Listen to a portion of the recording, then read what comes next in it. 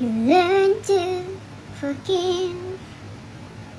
Bagay na bagay yan sa latest vlog episode ko na 11 questions I've never asked Pia, where we talked about love, and she shared her experience about love and forgiving and moving forward and finding new love and whatever or not.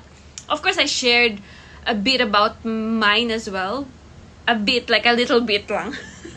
But ayun. So, what do you think is the most ideal for you to watch a 20 to 30 minute video or vlog? Is it a Friday, 7 p.m. onwards, or a Saturday morning like this now, the latest one, 10 a.m.?